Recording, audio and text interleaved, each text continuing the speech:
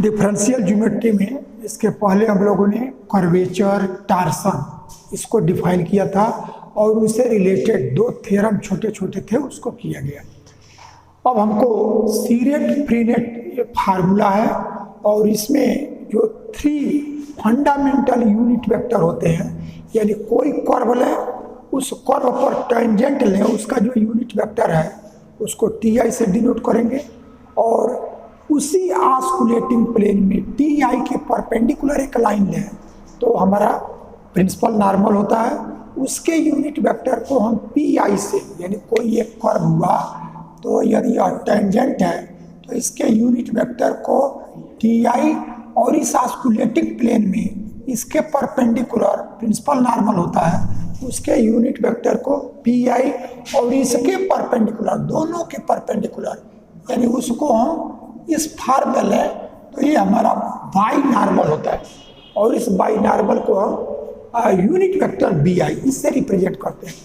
ये जो 3 हमारे टेंजेंट के अलग यूनिट वेक्टर टी और प्रिंसिपल नॉर्मल के अलग यूनिट वेक्टर पी और बाई नॉर्मल के अलग यूनिट वेक्टर जो बी है, इसी को फंडामेंटल यूनिट वेक्टर्स कहते हैं। तो हमको यहाँ जो फार्मूला डेराइव करना है इसमें तीनों का यस के रिस्पेक्ट में जो डेरिवेटिव होगा उसी की वैल्यू को निकालना है, यानी यह टी आई डैश, इसका मतलब टी आई का एस के रिस्पेक्ट में डेरिवेटिव, उसकी वैल्यू कप्पा पी आई, कर्वेचर का जो मैग्नीट्यूड होता है उसको मैंने कप्पा से हम लोग डिनोट करते हैं। फिर यह पी आई डैश, इसकी वैल्यू ये होगा और बी आई डैश, इसकी वैल्यू ये होगा, ऐसा आपको दिखाना है। तो पहले एक एक करके हम लोग स्टार्ट करें। इससे पहले थोड़ा सा एक और T I P I B I, इसमें एक रिलेशन आता है। वो रिलेशन क्या है कि जैसे हमने यहाँ टी लिया, इसका प्रॉब्लम में बहुत यूज जाएगा। टी है और यदि हम पी ले लें तो टी, पी और बी ये तीनों परपेंडिकुलर होते हैं, tangent, principal normal, binormal, ये तीनों परपेंडिकुलर होंगे। तो यदि टी और पी ये दोनों परपेंडिकुलर हैं तो इसका जो ये इंडेक्स है आई और इसका भी आई, यदि ए इक्वल हो और ये परपेंडिकुलर हो जाए तब इसका जो डॉट प्रोडक्ट हो जाएगा वो 0 हो जाएगा, क्योंकि पहले का मैग्नीट्यूड, दूसरे का मैग्नीट्यूड और कास ये दोनों 90 है, तो ये cos 90 ये 0 आ जाएगा।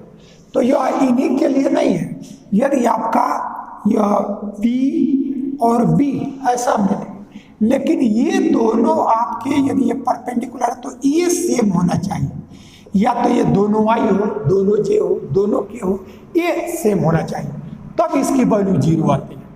तो यदि ये डिफरेंट है तो ये सेम होना चाहिए और तब ये वैल्यू 0। इसका अपोजिट आप समझें, यदि यह भी टी है और यह भी टी है, ये दोनों सेम है तो ये परपेंडिकुलर यूनिट वेक्टर आई और यह जे, या यूनिट वेक्टर जे और यह के, यदि यह इक्वल हो तो ये परपेंडिकुलर तो भी हमारा 0, और यदि ये दोनों परपेंडिकुलर है तो ये वैल्यू हमारा ये 0 ऐसा दे देगा। तो इसी फॉर्म में यदि हम समझ सकते हैं यह पी जे और पी के, इसकी वैल्यू करेंगे तो ये इक्वल है, तो इक्वल है तो ये दोनों परपेंडिकुलर, तभी हमारा वैल्यू 0। अब ये दोनों डिफरेंट है, जैसे यह पी जे है और यह बी के है, ये 0 नहीं देगा, दोनों में एक सेम होना चाहिए, ये सेम है तो ये परपेंडिकुलर, और यदि ये सेम है तब ये परपेंडिकुलर, यदि ये दोनों डिफरेंट है तब ये वैल्यू हमको ये 0 नहीं देगा। अब उसके बाद से एक और हमको फार्मूला समझना है कि जैसे यदि हमको 3 जो फंडामेंटल यूनिट वेक्टर्स है उसमें कोई, जैसे यदि हमको निकालना हो टी आई, ये 3 जो हैं इनमें से कोई 2 मालूम रहे तो तीसरा निकल जाता है।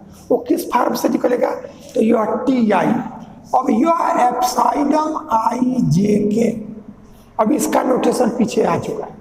इसका मतलब होता है कि जब तीनों डिफरेंट रहेगा और साइक्लिक में रहेगा तो +1, और तीनों में कोई 2 इक्वल आ जाए या तीनों इक्वल आ जाए तब ये हमारा 0 आ जाता है। और यदि तीनों डिफरेंट है लेकिन कोई उसमें एक स्क्यू आ जाए तब माइनस आ जाए, तो ये वैल्यू। अब यह टी निकालना है, तो टी के बाद पड़ता है पी और पी के बाद बी, यानी ये हमारा साइक्लिक ऑर्डर होता है, टी फिर पी तब बी।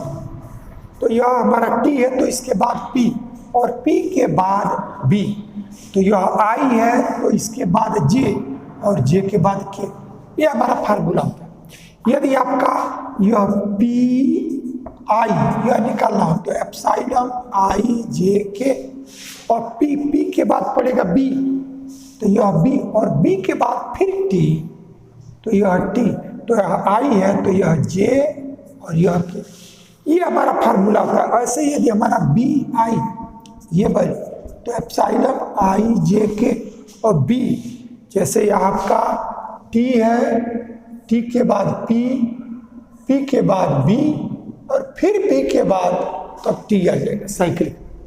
तो इस तरह से ये हमारा बी, बी के बाद तो फिर टी और टी के बाद पी, तो यह आई है तो आई के बाद जे और पी के बाद जे के बाद के, तो ये हमारा एक रिलेशन आता है। इन रिलेशन का प्रॉब्लम में हम लोग यूज करते हैं कि यदि इन तीनों में से कोई दो मालूम हो जाए तो एक हमारा जो शेष बचा है उसकी वैल्यू हम निकाल सकेंगे। तो इस तरह से ये थोड़ा सा हमको इसका यूज पड़ता है, इसको जानना जरूरी था, ये हमने आपको बता दिया। अब सीधे अब थ्योरम पे आओ। थ्योरम का स्टार्ट होना ही है, स्टार्ट ऑफ थ्योरम का करने जा रहे हैं, उसका यूज हमको पड़ेगा तो हम लोग उसको एक बार समझ लिए। अब आप देखें कि फर्स्ट इसका जो प्रूफ है उसमें अब हम क्या किए कि फर्स्ट को ले रहे हैं टी आई डैश, तो इसकी वैल्यू यह टी आई और डॉट टी आई, टी हमारा यूनिट टेंजेंट वेक्टर है और उसी के साथ डॉट प्रोडक्ट, तो पहले का मैग्नीट्यूड 1, दूसरे का मैग्नीट्यूड 1 और cos 0, क्योंकि किसी का उसी के साथ एंगल 0, तब ये वैल्यू हमको 1 ऐसा देगा। अब हम क्या करें कि यहाँ s के रिस्पेक्ट में डिफरेंशिएट करें। s के रिस्पेक्ट में क्यों डिफरेंशिएट करना है? क्योंकि हमको टी आई डैश की जरूरत है। तो जब डिफरेंशिएट किया तो पहले का डिफरेंशिएशन और दूसरा रह गया, प्लस पहला रह गया और दूसरे का differentiation is equal to 0, 1 constant है, डिफरेंशिएशन 0। ये डॉट प्रोडक्ट है इसलिए डॉट हमारा कम्यूटेटिव होता है, तो T I dash T I और टी आई डैश ये दोनों सेम वैल्यू देगा। तब हमको यहाँ से मिल गया 2 टी आई और T I dash is equal to 0, तो 2 0 होगा नहीं, इसलिए हमारा T I dot T I dash ये वैल्यू हमारा 0 है। अब हम देख रहे हैं कि ये दो का डॉट प्रोडक्ट 0 है, इट मीन्स वैल्यू निकालना है टी आई डैश का, तो जो टी आई डैश होगा वो इन दोनों का डॉट प्रोडक्ट 0 है, तो इसके ये टी आई डैश इसके परपेंडिकुलर होगा तब ये वैल्यू 0 है। तो यानी जो टी आई डैश जो हुआ वो टी आई के परपेंडिकुलर, क्योंकि पहले का मैग्नीट्यूड दूसरे का मैग्नीट्यूड cos 90 जब रहेगा तब ये वैल्यू 0 है। तो ये हमको शो कर रहा है कि जो यह टी आई डैश है वो परपेंडिकुलर टू टी आई, ऐसा हो टी आई डैश की value perpendicular to T I.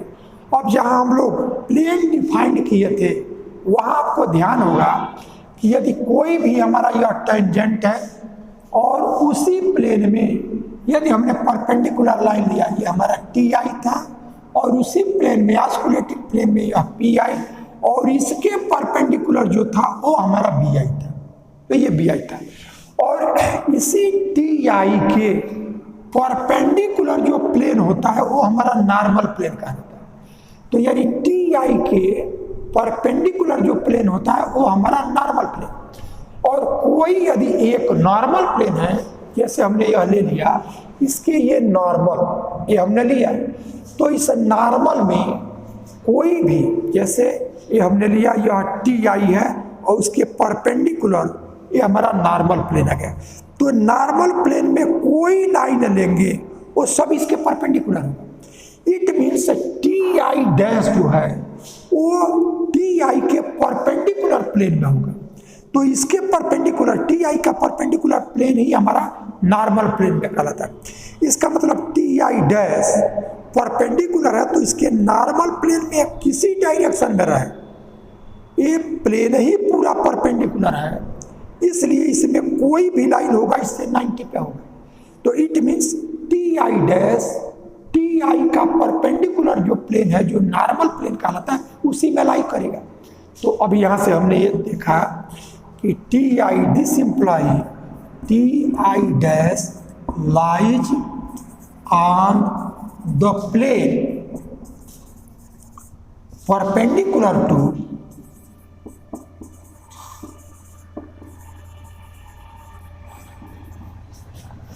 T I, that is normal plane. अब देखिए क्या लिखा गया कि यह टी आई के परपेंडिकुलर है। तो जब टी आई के परपेंडिकुलर होगा, इसका मतलब यदि यह टी आई है, यह टी आई है, तो इसके नॉर्मल प्लेन में कहीं भी लेंगे टी आई डैश, वो सभी हमारा सब परपेंडिकुलर होगा। तो ये टी आई डैश जो हुआ वो हमने देखा कि टी आई के परपेंडिकुलर प्लेन, जिसको हम नॉर्मल प्लेन कहते हैं, उसमें ये लाई करेगा। अब टी आई जो है वो हमारा, टी आई वो ऑस्कुलेटिंग प्लेन में, टी आई को कंटेन करता हुआ जो प्लेन जाता है हमारा ऑस्कुलेटिंग प्लेन है। तो जो उसका डेरिवेटिव है टी आई का, टी आई डैश, ये जो इसका टी आई डैश जो इसका डेरिवेटिव है आर्क लेंथ में, तो ये T I dash T I osculating plane में है, तो जो टी आई डैश होगा वो भी उस ऑस्कुलेटिंग प्लेन में लाई करेगा। तो फिर यह टी आई डैश ये परपेंडिकुलर है तो उससे नॉर्मल प्लेन में आया। अब यह टी आई डैश ये लाई करेगा on osculating plane, osculating plane. तब आप देखेंगे कि टी आई डैश दो प्लेन में लाई किया, एक तो यहां दोनों का डॉट प्रोडक्ट हुआ, तब टी आई डैश जो आया वो टी आई के परपेंडिकुलर यानी नॉर्मल प्लेन में हो गया, और टी आई ऑस्कुलेटिंग प्लेन उसी को कंटेन करने वाला प्लेन होता है, तो उसका जो डेरिवेटिव है टी आई डैश वो उस ऑस्कुलेटिंग प्लेन में लाई करेगा। तो हमारा यह जो टी आई डैश है वो दो प्लेन में लाई किया, एक नॉर्मल प्लेन में भी और एक ऑस्कुलेटिंग प्लेन में भी। तो कोई एक लाइन वो दो प्लेन में लाई तभी करेगा जब वो दोनों का इंटरसेक्शन हो। तो जैसे हमने ये ले लिया, यह टी आई, ये टी आई यह लिया, यह टी आई, और टी आई ऑस्कुलेटिंग प्लेन को कंटेन किया, ऑस्कुलेट, और टी आई का ये परपेंडिकुलर, ये नॉर्मल प्लेन है।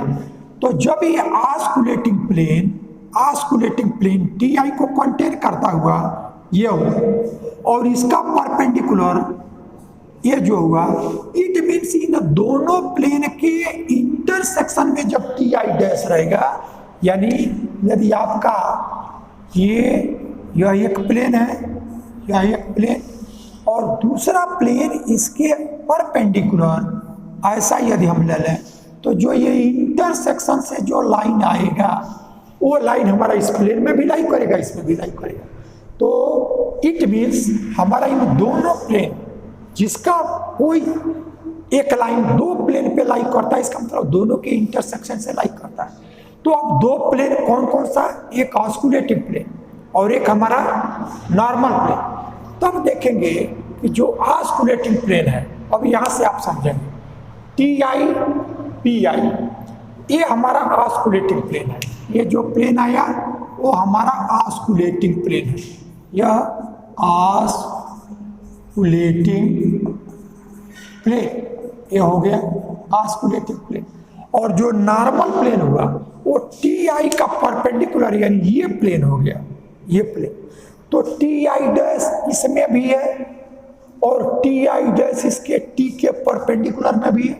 तो ये तभी होगा कि जो इसका इंटरसेक्शन है ये इसमें लाई कर, तो ये जब इंटरसेक्शन करेगा तो ऑस्कुलेटिंग प्लेन और नॉर्मल प्लेन, दोनों का इंटरसेक्शन से जो लाइन मिलता है वही हमारा प्रिंसिपल नॉर्मल होता है।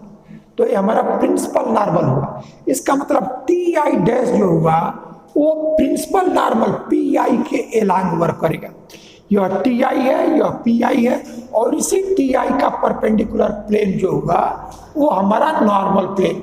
तो यह टी आई डैश इस प्लेन में भी है और टी आई डैश इस प्लेन में भी है। तो ये तभी दोनों में होगा जब दोनों का इंटरसेक्शन, जो यह पी आई है, दोनों के इंटरसेक्शन से जो लाइन मिला उसी लाइन पे रहेगा, तो भी इस पर आएगा और इस पर आएगा। तो वास्कुलेटिंग प्लेन और नॉर्मल प्लेन दोनों का जो इंटरसेक्शन होता है वो हमारा प्रिंसिपल नॉर्मल होता है।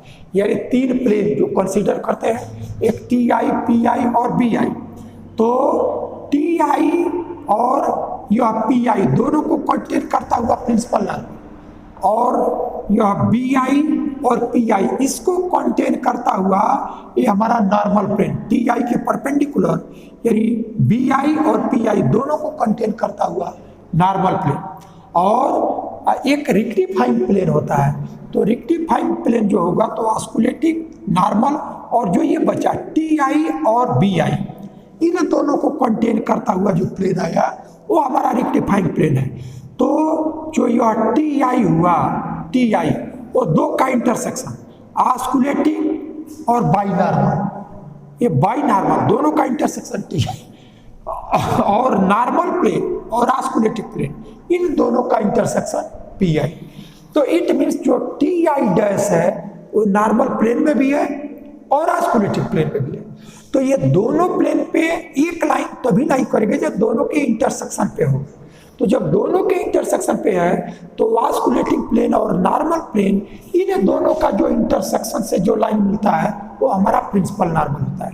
इसका मतलब टी आई डैश जो होगा वो प्रिंसिपल नॉर्मल के एलांग वर्क करेगा। तो this imply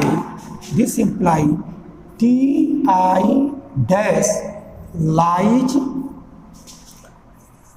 along the line, Ti dash lies along the line which is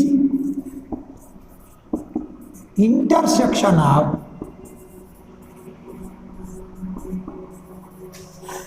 of osculating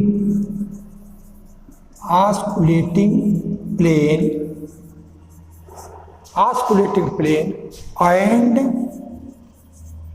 normal plane.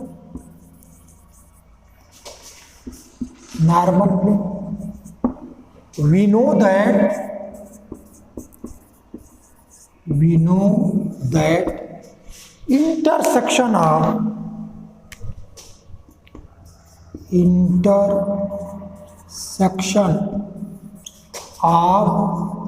osculating and normal plane is principal normal. Intersection of osculating and normal plane is principal normal.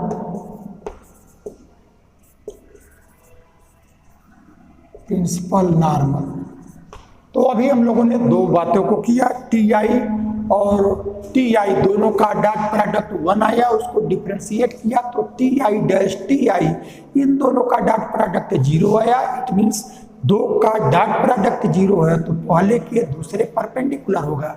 तो जो T I dash हुआ वो हमारा T I के perpendicular हुआ। तो T I का perpendicular plane में कोई भी लाइन होगी वो टी आई के परपेंडिकुलर होगा, और टी आई का परपेंडिकुलर जो प्लेन होता है वही हमारा नॉर्मल प्लेन होता है। It means T I dash normal plane हो गया। और टी आई जिससे हम कर्वेचर निकालते हैं तो वो हमारा ऑस्कुलेटिंग प्लेन को कंटेन करता हुआ प्लेन होता है, और जो उसका डेरिवेटिव टी आई डैश होगा तो वो हमारा उसी ऑस्कुलेटिंग प्लेन में लाई करेगा। तब हमने देखा कि T I dash normal plane में भी हुआ और T I dash osculating plane में भी हो गया। तो ये कोई लाइन दो प्लेन में तभी होगा जब दोनों के इंटरसेक्शन में हो। जैसे हमारा यह एक लाइन है तो इस प्लेन में भी हो और इस प्लेन में भी हो, तो ये दोनों में तब आएगा जब दोनों के इंटरसेक्शन से हो।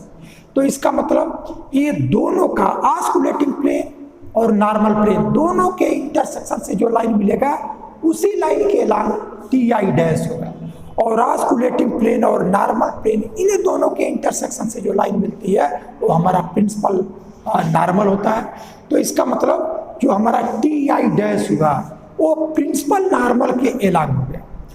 अब किसी भी वेक्टर को हम उसके मैग्नीट्यूड और यूनिट वेक्टर के प्रोडक्ट में लिख सकते हैं। ये हमको पता है कि कोई एक वेक्टर है ए, तो उसका मैग्नीट्यूड, इस वेक्टर का मैग्नीट्यूड और ए का जो यूनिट वेक्टर है उस यूनिट वेक्टर से प्रोडक्ट कर देंगे तो हमारा वेक्टर ए निकल आएगा। तो इसका मतलब जो टी आई डैश हुआ वो टी आई डैश क्या है कि जो टी आई डैश है वो आपका यह D T I by D S यही है। अब इसका मैग्नीट्यूड जो होता है वही हमारा कर्वेचर होता है कप्पा। कप्पा हम लोग निकाल चुके हैं D T I by D S. इसका मैग्नीट्यूड जो हुआ वो हमारा कप्पा हो गया। इसका मतलब टी आई डैश का जो मैग्नीट्यूड है वो कप्पा है और टी आई डैश जो वर्क कर रहा है वो प्रिंसिपल नॉर्मल के एलान कर रहा है। तो जब प्रिंसिपल नॉर्मल के एलान वर्क किया तो उसका unit vector P I, principal normal का पी आई। तो यानी जो यह टी आई डैश है इस वेक्टर को, ये टी आई डैश का जो मैग्नीट्यूड हुआ वो हमारा कप्पा हो गया। और ये टी आई डैश जिस वेक्टर के एलान वर्क कर रहा है वो प्रिंसिपल नॉर्मल है, उसका unit vector P I. It means T I dash equal to kappa P I. एक पहला रिजल्ट आपको मिल गया। तो ये सिंपल सा वर्क कि T I dash normal plane में भी हुआ, ऑस्कुलेटिंग प्लेन में भी हुआ, इसलिए टी आई डैश दोनों नॉर्मल और ऑस्कुलेटिंग के इंटरसेक्शन में मिलेगा। तो जब वो इंटरसेक्शन में हमको मिला तो ऑस्कुलेटिंग और नॉर्मल का जो इंटरसेक्शन होता है वो हमारा प्रिंसिपल नॉर्मल होता है। इसका मतलब T I dash principal normal के एलान वर्क किया।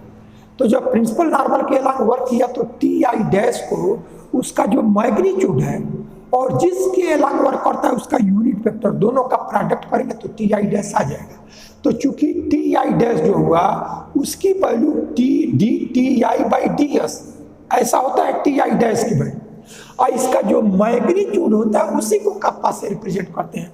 इसका मतलब टी आई डैश का मैग्नीट्यूड कप्पा और टी आई डैश वर्क कर रहा है प्रिंसिपल नॉर्मल के एलान, तभी हमारा कप्पा पी है, ऐसा आ गया। तो ये फर्स्ट रिजल्ट हमको मिल गया।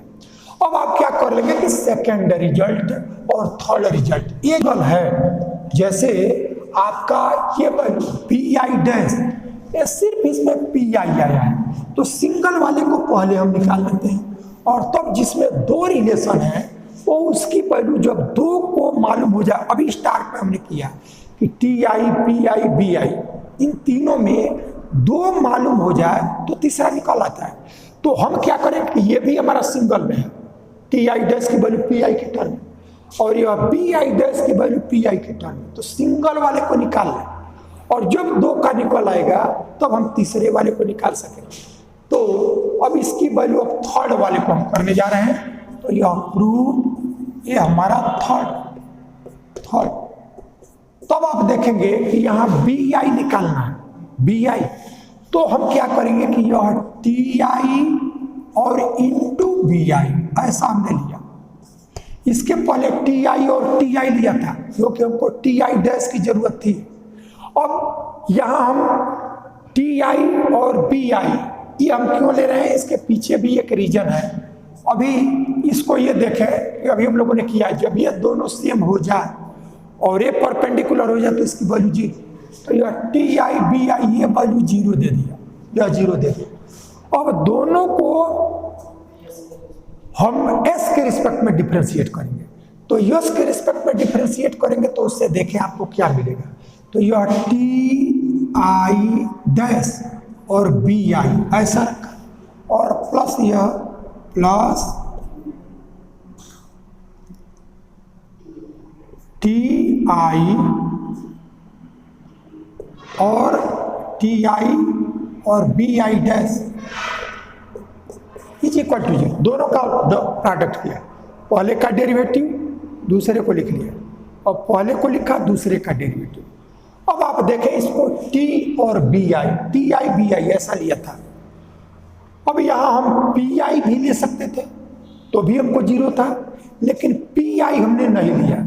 कारण क्या है कि अभी इसकी जब वैल्यू निकाली गई तो हमारा यह टी आई डैश आया, तो टी आई डैश की वैल्यू हम निकाल चुके हैं, उसकी वैल्यू हम लिख सकेंगे, लेकिन पी आई की वैल्यू हमको पता नहीं है, इसलिए पी आई डैश की वैल्यू अभी नहीं निकला है तो उसकी वैल्यू हम नहीं लिख पाते।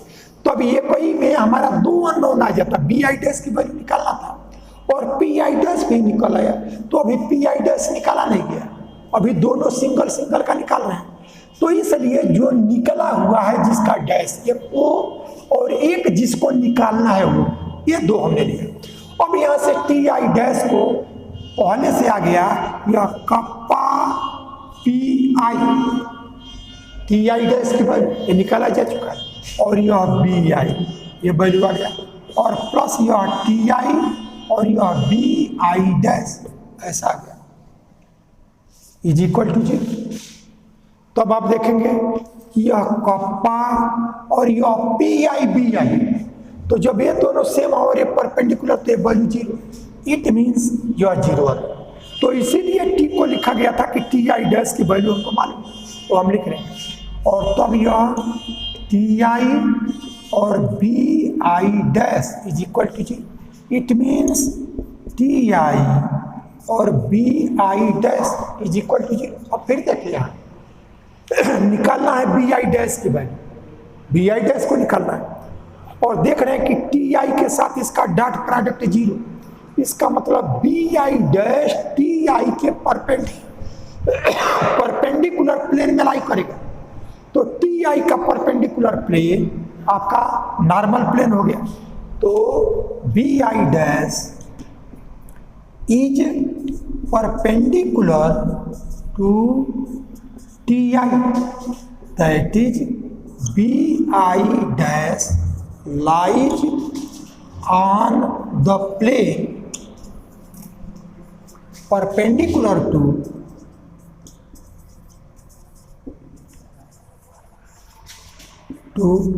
T I. टी आई का परपेंडिकुलर प्लेन में बी आई डैश लाई करेगा, और टी आई का जो परपेंडिकुलर प्लेन होता है उसी को हम नॉर्मल प्लेन कहते हैं, that is B I dash lies on the normal plane.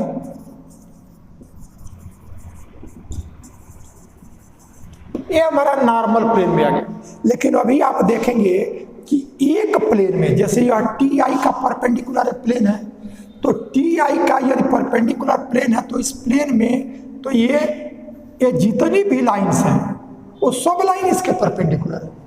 तो अब हमको एक लाइन कौन सा होगा ये हमको निकालना होगा। तो अब आप क्या करेंगे, अभी आपने देखा कि बी आई डैश एक प्लेन नॉर्मल प्लेन में लाई किया, अब हमें दिखाएंगे कि बी आई डैश फिर एक और प्लेन में लाई करे, तो वो बी आई डैश दोनों के इंटरसेक्शन से आ जाएगा, जैसे इसके पहले हम लोगों ने किया था। तो अब आप क्या कर ले कि अब यहाँ देखें कि टी आई और बी आई ये वैल्यू तो 0 था, अब यहाँ से बी आई और बी आई यह वैल्यू 1,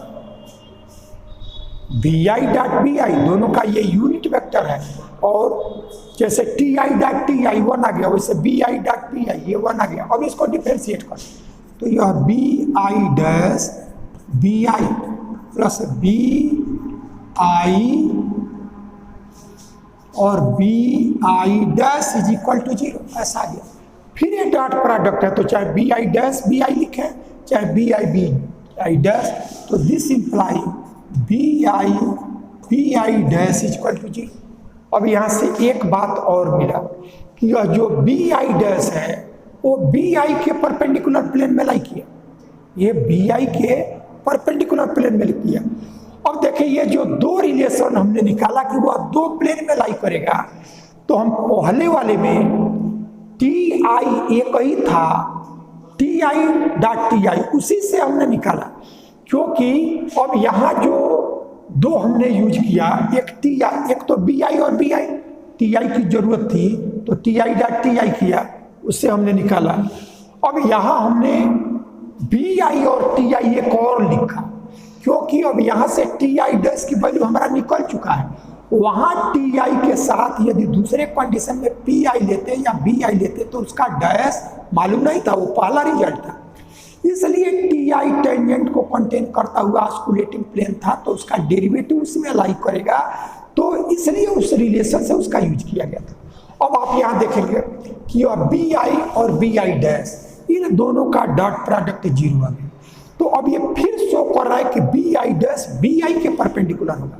तो अब आप देखें ये आपका टी आई और ऑस्कुलेटिंग प्लेन में यह पी आई और उसके परपेंडिकुलर ये आपका बी आई, यही बी आई। तो यह बी आई का परपेंडिकुलर जो प्लेन होगा वो आपका ऑस्कुलेटिंग प्लेन होगा। बी आई का यह बी आई के परपेंडिकुलर प्लेन में होगा बी आई डैश, तो यानी इसके परपेंडिकुलर प्लेन में वो लाई किया। तो अब आप देखेंगे कि बी आई डैश एक तो टी आई का परपेंडिकुलर प्लेन नॉर्मल प्लेन में भी है, तो इसमें भी हुआ, और यह बी आई के परपेंडिकुलर इसमें भी होगा। इसका मतलब इन दोनों का इंटरसेक्शन जो पी आया है उसी डायरेक्शन में बी आई डैश होगा। तब यहाँ से ये हमको शो कर रहा है कि this imply B I dash lies on the plane perpendicular to B I, और बी आई का परपेंडिकुलर प्लेन जो होता है वो ऑस्कुलेटिंग प्लेन होता है, that is B I dash lies on osculating plane.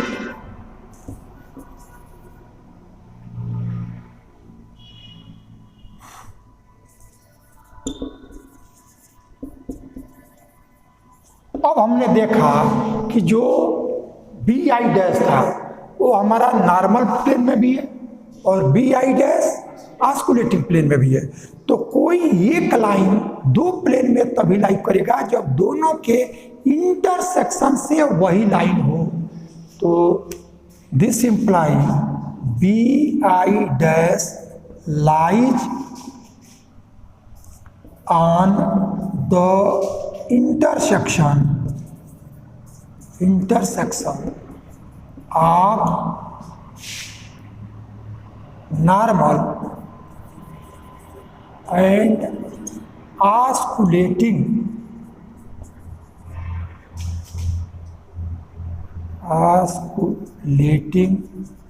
plane,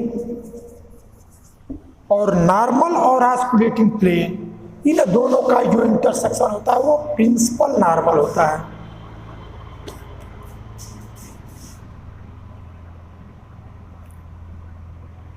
intersection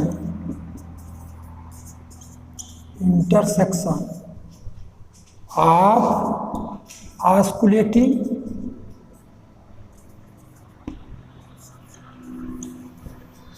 and normal plane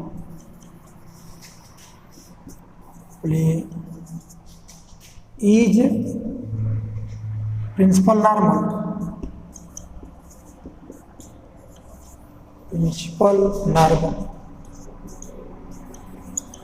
इससे हमको मिल गया कि जो बी आई डैश होगा वो प्रिंसिपल नॉर्मल के अलॉन्ग होगा। तो किसी भी वेक्टर को लिखने के लिए उसका मैग्नीट्यूड और उसका यूनिट वेक्टर, तो बी आई डैश, अब इसका मैग्नीट्यूड ये पी आई के अलॉन्ग वर्क कर रहा है, तो पी आई के अलॉन्ग वर्क किया तो यूनिट वेक्टर तो पी आई है ही है, और बी आई डैश, तो बी आई डैश हम लोग कर चुके हैं, यह बी आई डैश इसी को D B I by D S, यही हमारा टार्सन था, D B I by D S, ये निकाला गया था टार्सन। तो टार्सन का जो मैग्नीट्यूड है उसी को टाउ से डिनोट करते हैं, पीछे आ चुका है। तो magnitude of D P I by D S is equal to tau, ये पीछे आ चुका है। तो इस तरह से हमने देखा कि बी आई डैश इसकी value D B I by D S, और इसका जो मैग्नीट्यूड होता है उसको हम टाउ से रिप्रेजेंट करते हैं। तो जो ये मैग्नीट्यूड आता है वो प्लस माइनस दोनों करके आता है। तो यहां से वैल्यू ये plus minus tau P I ऐसा लिखा। अब ये टाउ कहां से आया आपको बता दिया गया कि D B I by D S, ये वेक्टर क्वांटिटी है, इसलिए इसको इसका मैग्नीट्यूड और यूनिट वेक्टर इसके टर्म में हम लिखते हैं। तो अब हम देख रहे हैं कि जो D B I by D S है उसका जो मैग्नीट्यूड होता है वो मैग्नीट्यूड को ही हम टार्सन से टाउ से D B I by D S torsion, और उसका जो मैग्नीट्यूड हुआ वो टाउ। तो ये हमारा टाउ, अब ये प्लस माइनस में होता है। तब आप देखेंगे कि जैसे इसके पहले आप लोगों ने किया था कि यह टी आई डैश इसकी वैल्यू कप्पा पी आई, तो टी आई डैश के मैग्नीट्यूड में भी प्लस माइनस कप्पा हम लिख सकते हैं। लेकिन जब यह टी से टी आई डैश है, तो जब साइक्लिक टी आई के बाद पी आई, तो उसमें हम प्लस साइन का यूज कर लेते हैं। और जब आप देखेंगे कि यह B I dash B I से है, तो अब बी आई के बाद पी आई, ये हमारा यानी टी आई फिर पी आई और फिर यहां बी आई ऐसे हुआ। तो यह टी के बाद पी था, प्लस का यूज किया, लेकिन यह बी से बी डैश, तो अब इसमें पी ये इस क्यू में आया, इसलिए यहां हम निगेटिव साइन का यूज करते हैं। तो ये माइनस टाउ पी है, ये हमारा सेकेंड रिजल्ट हो गया। तो इस तरह से सेकेंड रिजल्ट को जब हम लोगों ने निकाल लिया, दो रिजल्ट आ गया, तो तीन में टी आई पी आई और बी आई में जो सिंगल था उसको निकाल लिया। अब जब ये निकल आया तो हमारा जो बचा हुआ है एक, वो निकल जाएगा। अब उसको कैसे निकालेंगे, उसका फार्मूला देखें आप।